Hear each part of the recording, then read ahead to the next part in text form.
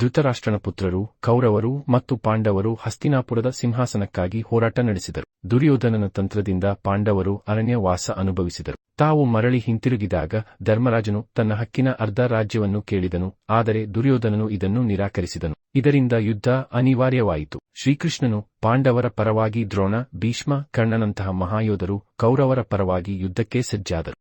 ಯುದ್ಧಭೂಮಿಯಲ್ಲಿ ಎರಡೂ ಸೇನಾಪಡೆಯೂ ಮುಖಾಮುಖಿಯಾಗಿದ್ದವು. ಅರ್ಜುನನು ಕೃಷ್ಣನನ್ನು ತನ್ನ ರಥದ ಮೇಲೆ ನಿಲ್ಲಿಸಿ ಯುದ್ಧಭೂಮಿಯನ್ನು ವೀಕ್ಷಿಸುತ್ತಾನೆ. ಆತನು ತನ್ನ ಗುರುಗಳು, ಸ್ನೇಹಿತರು, ಬಂಧುಗಳನ್ನು ನೋಡಿದಾಗ ಯುದ್ಧದ ಬಗ್ಗೆ ವಿಷಾದಿಸುತ್ತಾನೆ. ಈ ಸಂದರ್ಭದಲ್ಲಿ ಶ್ರೀಕೃಷ್ಣನು ಅವನಿಗೆ ಭಗವದ್ಗೀತೆಯನ್ನು ಉಪದೇಶಿಸುತ್ತಾನೆ. ಗೀತೋಪದೇಶದಿಂದ ಪ್ರೇರಿತನಾದ ಅರ್ಜುನ ಧರ್ಮಯುದ್ಧಕ್ಕಾಗಿ ಸಿದ್ಧನಾಗುತ್ತಾನೆ.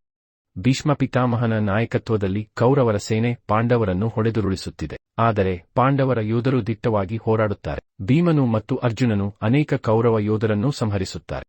ಪಾಂಡವರು ಶಿಖಂಡಿಯನ್ನು, ಹಿಂದಿನ ಜನ್ಮದಲ್ಲಿ ಅಂಬೆಯು ಭೀಷ್ಮನ ಎದುರಿಗೆ ನಿಲ್ಲಿಸುತ್ತಾರೆ. ಭೀಷ್ಮನು ಶಿಖಂಡಿಯನ್ನು ಒಡ್ಡದೆ ತನ್ನ ಧನುಸ್ಸನ್ನು ಕೆಳಗೆ ಇಡುತ್ತಾನೆ. ಈ ಸಂದರ್ಭವನ್ನು ಬಳಸಿಕೊಂಡು ಅರ್ಜುನನು ತನ್ನ ಬಾಣಗಳಿಂದ ಭೀಷ್ಮನನ್ನು ಭೀಕರವಾಗಿ ಗಾಯಗೊಳಿಸುತ್ತಾನೆ. ಭೀಷ್ಮನು ಬೀಳುತ್ತಾನೆ, ಆದರೆ ಸಾವಿಗೋಸ್ಕರ ಉತ್ತರಾಯಣ ಕಾಯುತ್ತಾನೆ.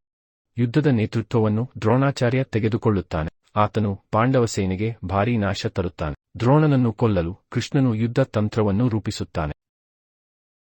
ದಿನ 13 ಅಭಿಮನ್ಯು, ಅರ್ಜುನನ ಪುತ್ರ, ಚಕ್ರವ್ಯೂಹದಲ್ಲಿ ಸಿಕ್ಕಿಬೀಳುತ್ತಾನೆ. ಕೌರವರು ಧರ್ಮವಿರುದ್ಧವಾಗಿ ಸೇರಿಕೊಂಡು ಅವನನ್ನು ಕೊಲ್ಲುತ್ತಾರೆ. ಇದರಿಂದ ಪಾಂಡವರು ಆಕ್ರೋಶಕ್ಕೆ ಒಳಗಾಗುತ್ತಾರೆ. ದಿನ 14 ಕೃಷ್ಣನ ಮಾರ್ಗದರ್ಶನದಲ್ಲಿ ದೃಷ್ಟದ್ಯುಮ್ನನು ದ್ರೋಣನನ್ನು ಕೊಲ್ಲುತ್ತಾನೆ.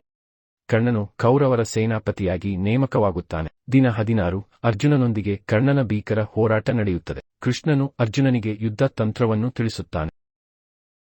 ದಿನ 17 ಕರ್ಣನ ರಥದ ಚಕ್ರ ಭೂಮಿಯಲ್ಲಿ ಸಿಕ್ಕಿಕೊಳ್ಳುತ್ತದೆ. ಆತನು ಅದು ಸರಿಪಡಿಸುತ್ತಿರುವಾಗ ಅರ್ಜುನನು ಅವನನ್ನು ಬಾಣದಿಂದ ಹೊಡೆದು ಕೊಲ್ಲುತ್ತಾನೆ. ಇದು ಯುದ್ಧದ ಕೊನೆಯ ದಿನ.